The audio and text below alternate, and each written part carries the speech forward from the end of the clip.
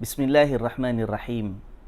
Assalamualaikum warahmatullahi wabarakatuh. Alhamdulillahi rabbil alamin.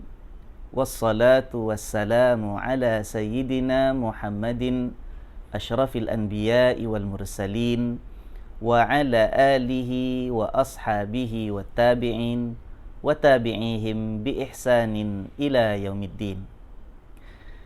Alhamdulillah, tuan-tuan dan puan-puan, saudara-saudari yang dirahmati Allah, khusus sekali para jamaah Masjid Ahmad Ibrahim yang amat saya kasihi.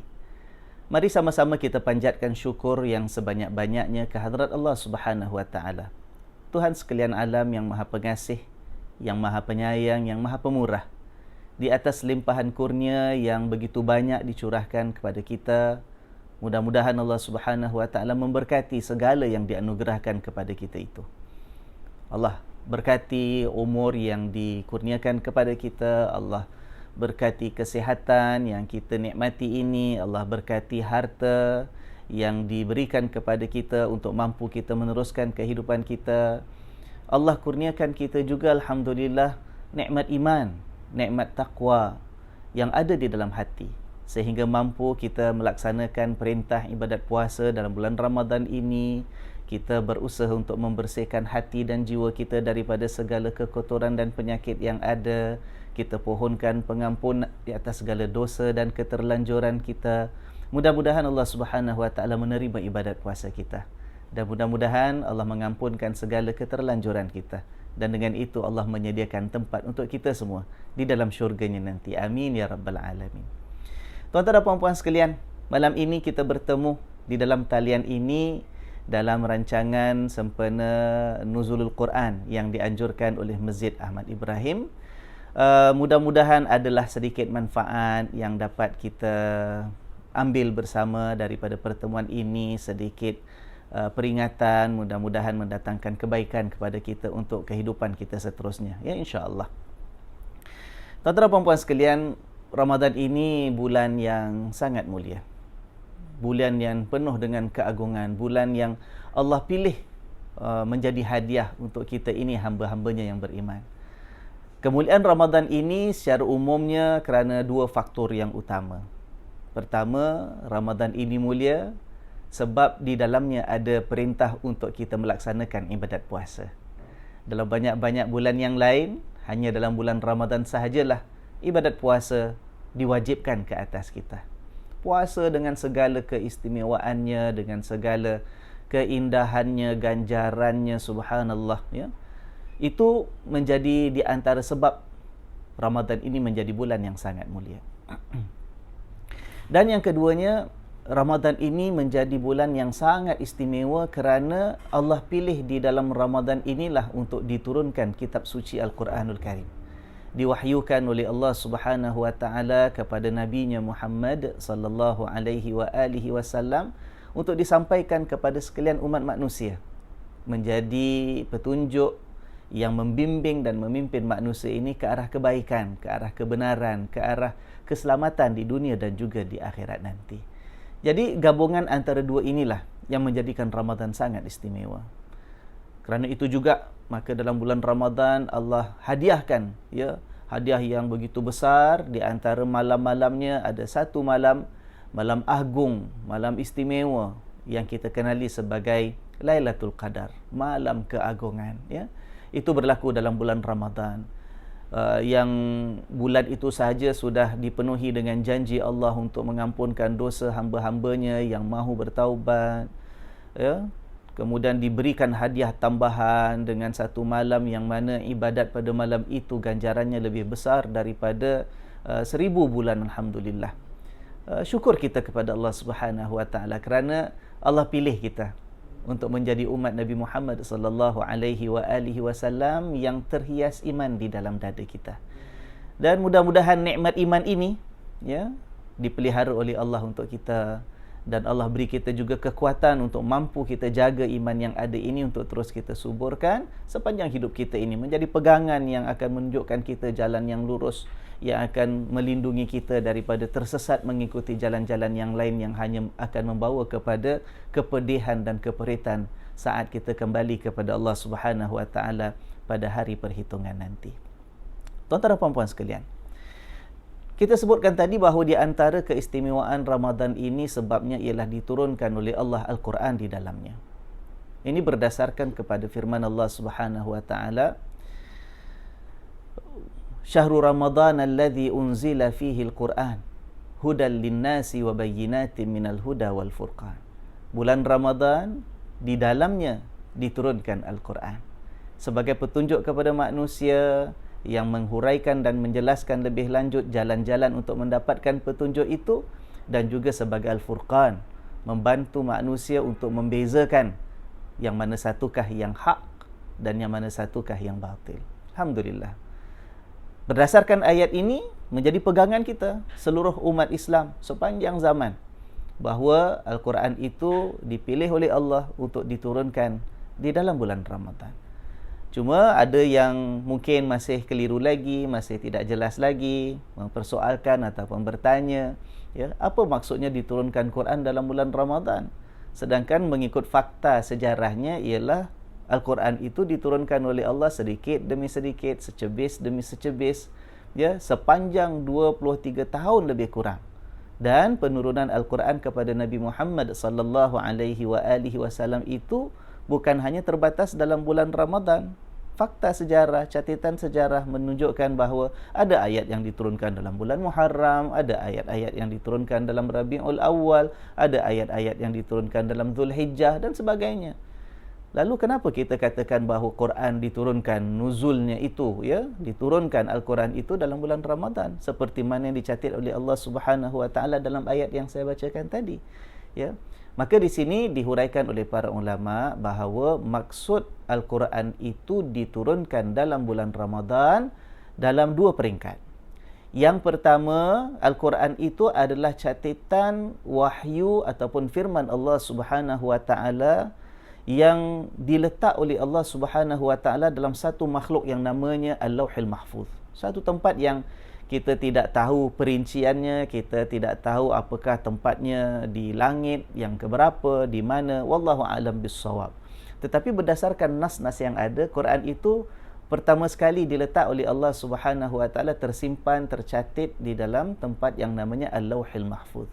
Daripada sana, ya, diturunkan ke langit dunia sebagai peringkat pertama sebelum nanti diturunkan kepada Nabi Muhammad sallallahu alaihi wasallam sedikit demi sedikit, diturunkan daripada Al-Lauhil Mahfuz sekaligus seluruhnya ke langit dunia itu berlaku pada malam ataupun pada bulan Ramadan. Itu yang dimaksudkan dengan Syahrul Ramadan alladhi unzila fihi al-Quran. Bulan Ramadan di dalamnya diturunkan Al-Quran. Kemudian yang keduanya pula ialah daripada langit dunia itu yang kemudiannya akan diturunkan sedikit demi sedikit kepada Nabi Muhammad sallallahu alaihi wasallam, ayat yang pertama untuk kali yang pertama diwahyukan, diturunkan kepada Nabi Muhammad sallallahu alaihi wasallam itu di dalam bulan Ramadan. Itulah yang kita tahu kisahnya dalam sejarah, ya, dalam sirah Nabi sallallahu alaihi wasallam ketika Nabi berumur 40 tahun.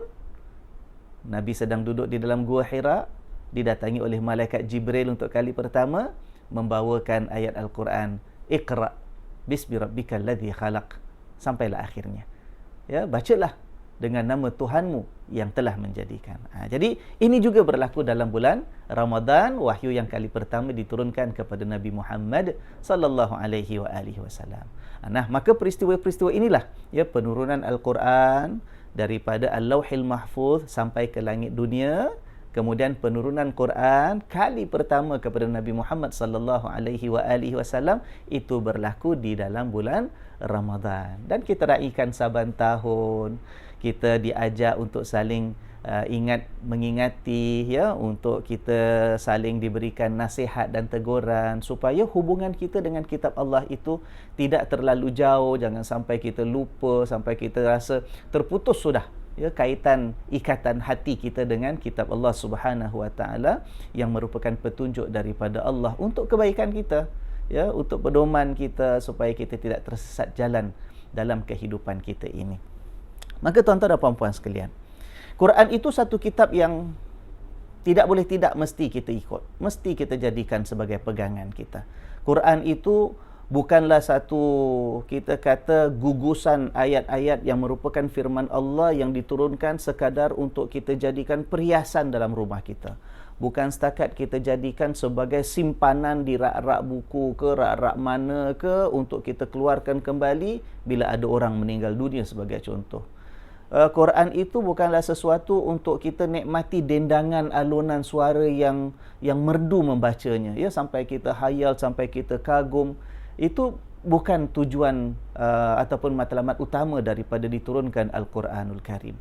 Tetapi Al-Quran itu diturunkan sebagai hudan, sebagai petunjuk bagi orang-orang yang beriman, ya. Ini dalam ayat yang selalu kita baca pada awal surah Al-Baqarah, firman Allah Subhanahu wa taala, Alif Lam Mim, Dzalikal kitabu la raiba fihi hudal lil muttaqin, ya.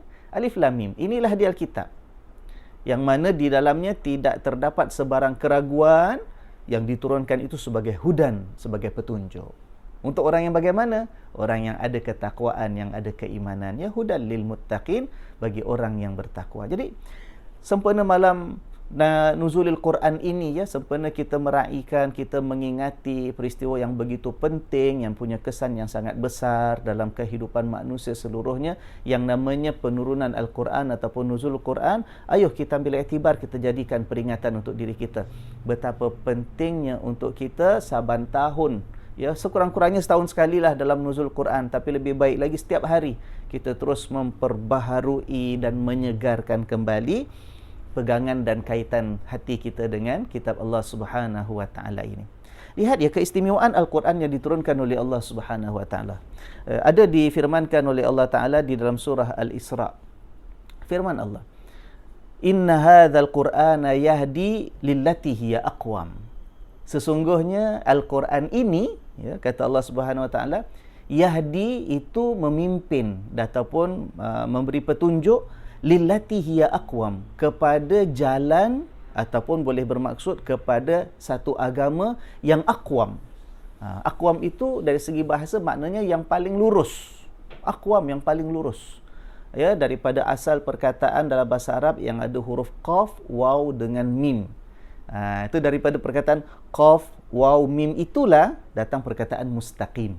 Ya, kalau mustaqim kita biasa dengar kan, kita malah jadikan bacaan dalam surah Al-Fatihah, ihdinas siratal mustaqim, tunjukkanlah kami ya Allah jalanmu yang lurus. Jadi mustaqim itu lurus. Dalam ayat surah Al-Isra ayat ke-9 dan ayat ke-10, tuan-tuan puan-puan boleh merujuk nanti insya-Allah, surah Al-Isra ayat 9 dan ayat ke-10, ya. Allah mengatakan bahawa Quran itu merupakan petunjuk lillati hiya aqwam, untuk satu agama ataupun satu jalan hidup yang paling lurus, aqwam, ya. Tidak ada yang lebih lurus daripada itu. Tidak ada yang boleh cepat membawa kepada keselamatan lebih daripada itu. Itulah yang akan ditunjukkan, ya, menjadi pimpinan daripada Al-Quran untuk manusia. Nah. Wa yubashshirul mu'minina alladhina ya'maluna as-salihat, dan Quran itu juga memberikan khabar gembira, satu jaminan kebahagiaan kepada orang-orang yang beriman, yang melakukan amal salih, anna lahum ajran kabira. Apa berita gembiranya? Bahawa mereka itu akan mendapat ganjaran pahala dan balasan yang sangat besar. Wa annal ladzina la yu'minuna bil akhirati, sedangkan orang-orang yang tidak mahu beriman dengan kebenaran datangnya hari akhirat, a'tadna lahum azaban alima, kami sediakan pula untuk mereka azab yang sangat pedih. Nah, tuan-tuan dan puan-puan sekalian, saya nak mengajak perhatian tuan-tuan dan puan-puan sekalian kepada perkataan aqwam tadi. Al-Quran itu menjadi petunjuk untuk memimpin manusia kepada jalan ataupun kepada agama yang aqwam, yang paling lurus, ya. Ini kalau kita lihat, subhanallah, perkataan aqwam itu walaupun sangat ringkas, sangat pendek, aqwam, 2 patah aja, ya kan? Tetapi mengandungi banyak makna yang begitu penting yang perlu kita fahami, perlu kita yakini, dan kalau dapat kita faham, insya-Allah dia akan mendorong kita untuk tidak lari jauh daripada Al-Quranul Karim. Pertama, ya, aqwam, macam saya katakan tadi, yang paling lurus. Paling lurus maknanya apa? Paling lurus tu maknanya dia paling benar lah. Yang lain semua akan menyimpang. Kita kalau tak nak ikut Al-Quran, kalau kita tak sudi mengambil Al-Quran sebagai petunjuk, kita ikut jalan yang bertentangan ataupun tidak ikut petunjuk Al-Quran, itulah jalan yang akan menyimpang, bawa kita jauh ke kanan ke kiri ke. Sedangkan jalan kepada Allah Subhanahu Wa Taala yang benar itu cuma satu. Itulah yang ada dalam Al-Quran, itulah agama yang dipilih oleh Tuhan, itulah yang disampaikan oleh Nabi besar junjungan kita Nabi Muhammad sallallahu alaihi wasallam. Ini seperti mana yang pernah pada satu ketika diriwayatkan ya, bahawa Nabi sallallahu alaihi wasallam sedang bersama dengan sekumpulan para sahabat. Tiba-tiba Nabi memegang sebatang kayu dan Nabi melukiskan satu garisan lurus ya di atas tanah. Kemudian Nabi bikin barisan-barisan ataupun garisan-garisan yang banyak di sebelah kanan dan juga sebelah kiri garisan yang pertama yang lurus tadi. Lalu Nabi mengatakan, yang tengah yang lurus inilah as-sirat al-mustaqim. Inilah dia jalan yang lurus. Inilah jalan yang benar. Sementara jalan-jalan yang lain itu hanyalah jalan-jalan syaitan. Subhanallah. Sebab itu tuan-tuan dan puan-puan sekalian, dalam agama ni kita kena jelas bahawa agama yang Allah pilih, yang Allah terima daripada kita hanya satu sahaja. Itu yang Allah hendakkan daripada kita. Jalan yang lain ni macam mana caranya pun semua akan membawa kepada kesesatan, membawa kepada kesengsaraan dunia dan akhirat. Mungkin ada yang tertanya-tanya ya, mengatakan, Ustaz, macam mana jalan yang lurus tu cuma satu? Kita dalam Islam ni kan banyak mazhab, kata dia. Ya, kalau dalam mazhab akidah kita ada Asy'ariyah lah, Maturidiyah lah dan sebagainya.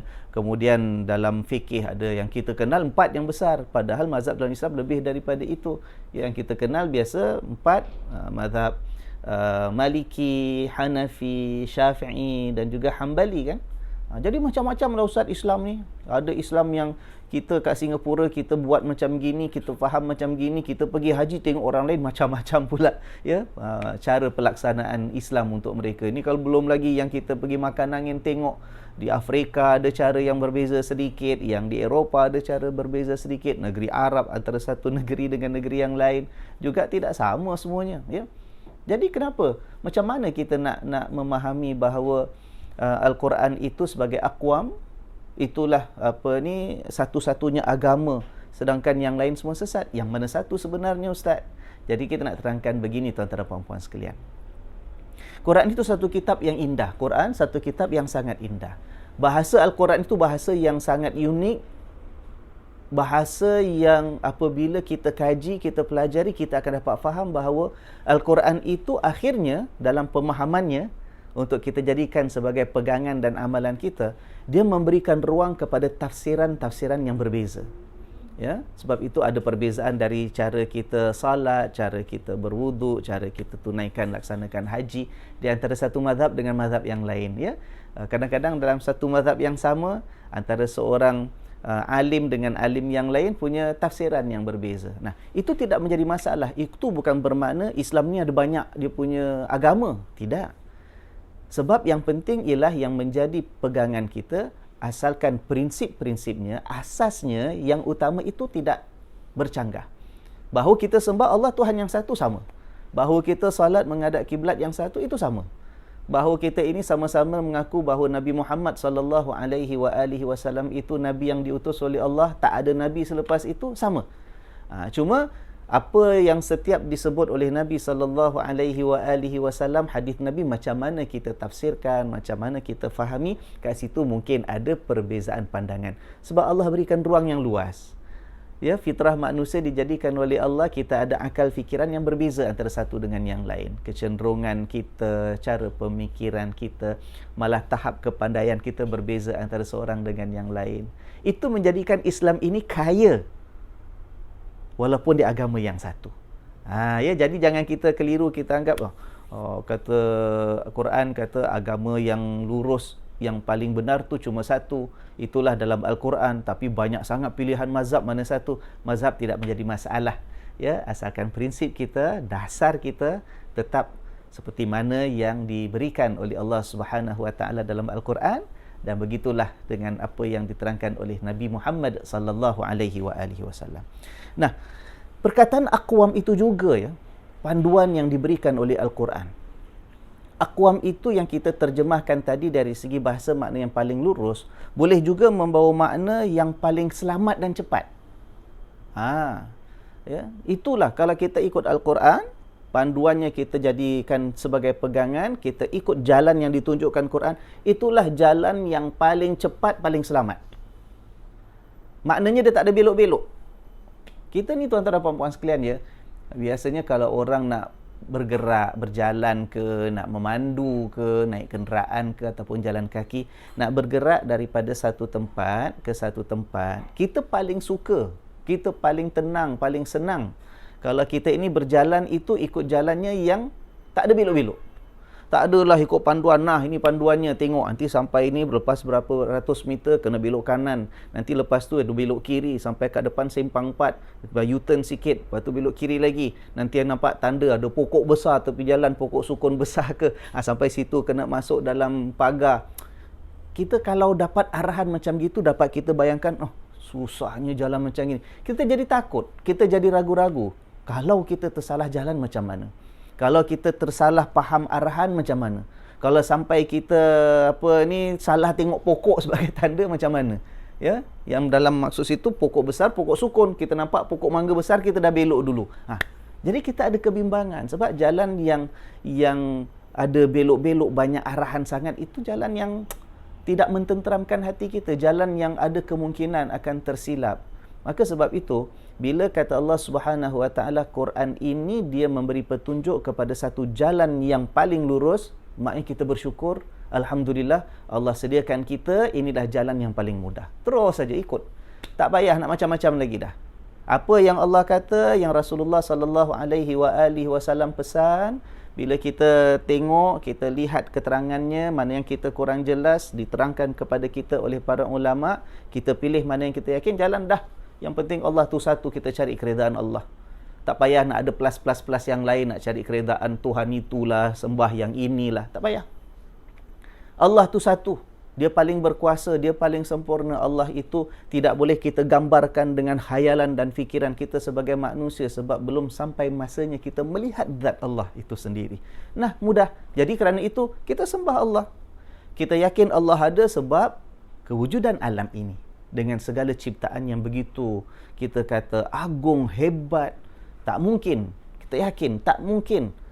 Kalau semuanya ini berlaku dengan sendiri tanpa Tuhan yang menjadikannya. Nah, sama ada Tuhan itu kita nak rupakan macam mana, itu bukan tanggungjawab kita, itu tidak dibenarkan daripada kita sebab Islam nak mengatakan ini agama yang paling mudah, paling lurus, paling selamat.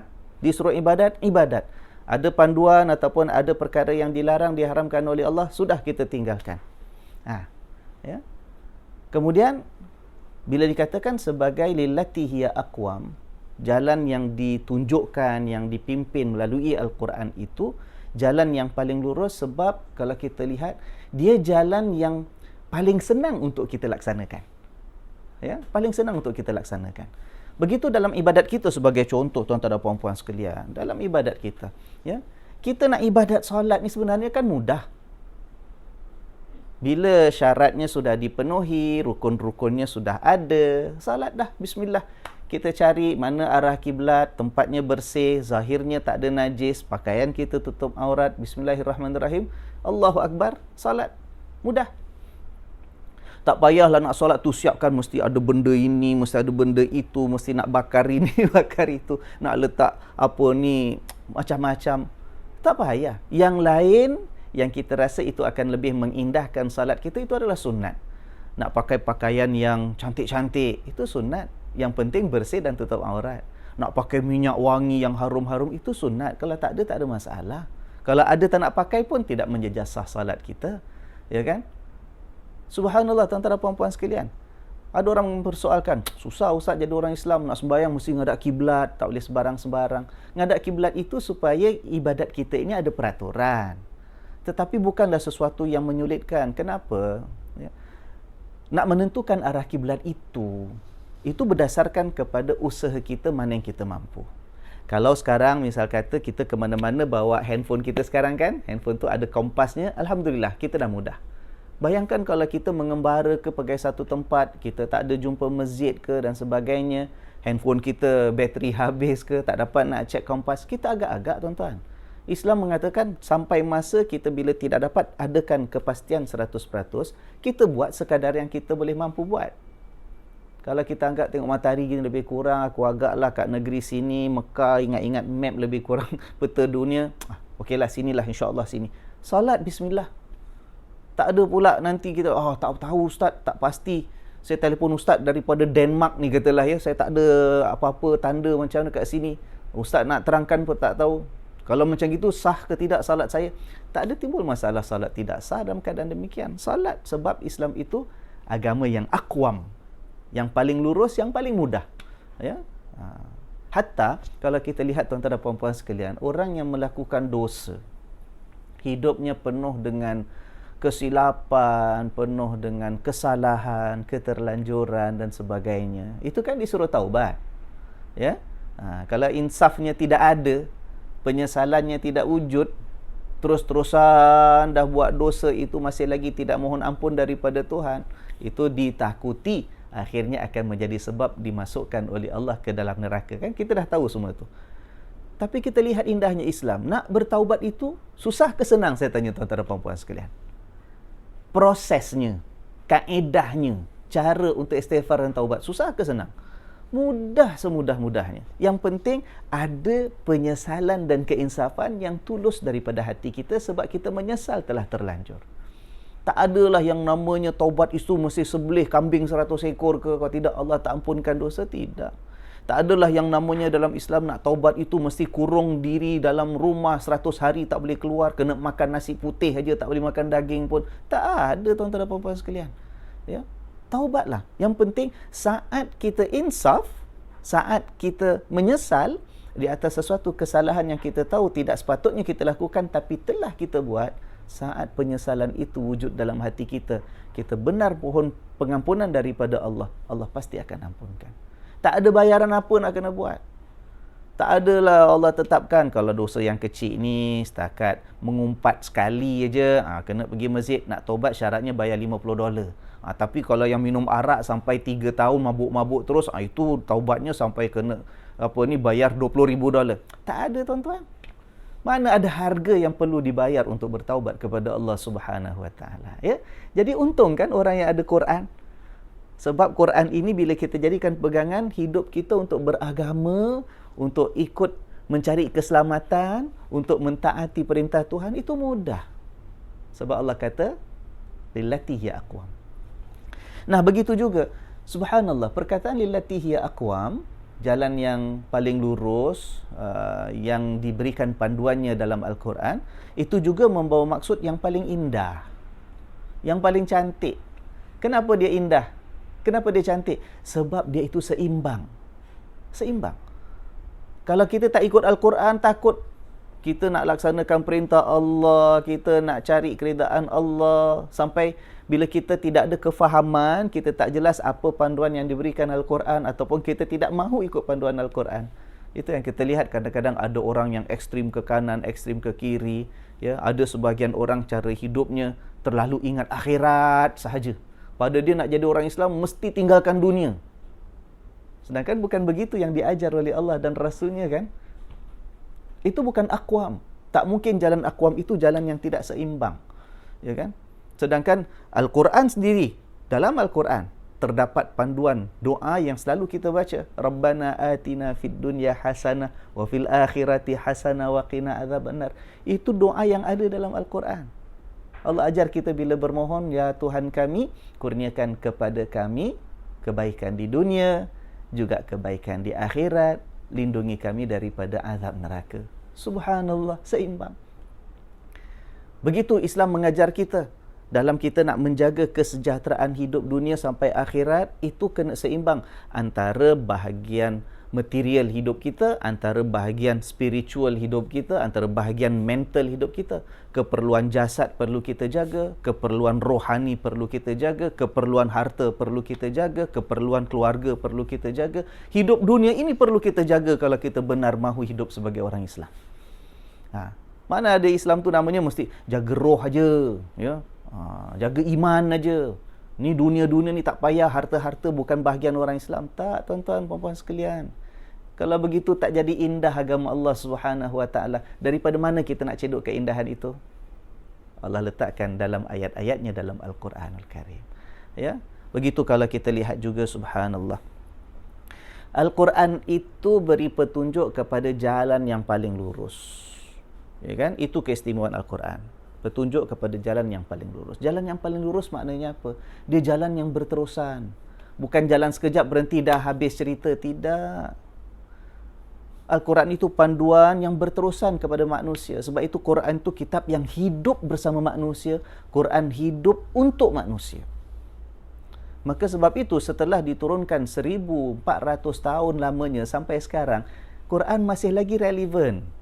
Ayat-ayat Quran bila kita baca, kita tak timbul dalam perasaan kita, tak timbul dalam fikiran kita, ini dah lapuk dah, ni ayat kuno. Ini kena dengan orang zaman padang pasir dulu, orang Arab naik unta. Tapi kalau orang yang subhanallah, setiap daripada kita faham. Selama ini kita hidup dengan Quran, kita datang kuliah, kita dengar penjelasan tentang Quran, kita baca ayat-ayat Quran, kita lihat ertinya dan maknanya. Quran itu tidak pernah berhenti bernafas untuk kita. Quran itu tidak pernah berhenti menyentuh kehidupan kita. Quran itu tidak pernah berhenti berjalan bersama dengan kita. Ya? Sebab itu dikatakan jalan hidup manusia kalau ikut pada panduan Quran, jalannya lurus, paling lurus. Dia akan terus hidup, terus jalan. Tak berhenti kita. Berhentinya bila? Berhentinya bila sampai saat datang ajal dan maut kita kembali kepada Allah. Saat itu sudah selesai hidup kita, hanya tinggal tunggu masa untuk mendapatkan balasan yang setimpal di atas usaha dan kehidupan kita. Subhanallah. Maka sebab itu tuan-tuan puan-puan sekalian, ya, hayatilah, sedarilah dan hargailah hadiah Allah yang begitu istimewa yang namanya Al-Quran. Ya, dalam setahun sekali seperti ini, dalam suasana kita menyambut nuzul Quran, kita perbaharui. Ayuh, kita renew kita punya membership kita dengan Al-Quran. Kita renew balik komitmen kita dengan Al-Quran. Kita yakini semula dengan penuh keimanan bahawa Al-Quran itu indah seindah-indahnya. Ya, jadi sebagai rujukan, kalau yang ingin memerhatikan lebih lanjut ayat yang saya bacakan tadi, itulah ayat yang ke-9 dalam surah Al-Isra. Saya bacakan tadi, sambung sampai ayat yang ke-10 sekali insya-Allah. Ingat tuan-tuan, Quran itu inna hadzal Quran, sesungguhnya Quran ini yahdi, memberi petunjuk, lillati hiya aqwam, kepada satu jalan hidup ataupun agama yang paling lurus, yang paling benar, yang paling selamat, yang paling cepat dapat keredaan Allah, yang paling seimbang, yang paling indah, yang paling relevan, yang paling hidup, yang paling mudah untuk kita laksanakan perintah Allah Subhanahu Wa Taala. Subhanallah. Mudah-mudahan Allah merahmati kita. Mudah-mudahan Allah terus menyuburkan hati kita ini untuk mahu tunduk, sudi, menadah dan menerima cahaya panduan Allah Subhanahu Wa Taala melalui kitab Al-Quranul Karimnya kepada kita. Itulah kitab yang penuh dengan kecintaan Allah. Ayat-ayatnya adalah ayat-ayat kasih sayang Tuhan untuk hamba-hambanya. Mudah-mudahan Allah merahmati kita, Allah menerima ibadat puasa kita, Allah membersihkan segala dosa kita, Allah mengabulkan doa-doa kita. Mudah-mudahan sama-sama kita mendapatkan tempat di dalam syurganya nanti. Amin ya rabbal alamin. Subhanakallahumma wa bihamdika asyhadu an la ilaha illa anta astaghfiruka wa atubu ilaik. Saya sayangi anda sekalian kerana Allah. Assalamualaikum warahmatullahi wabarakatuh.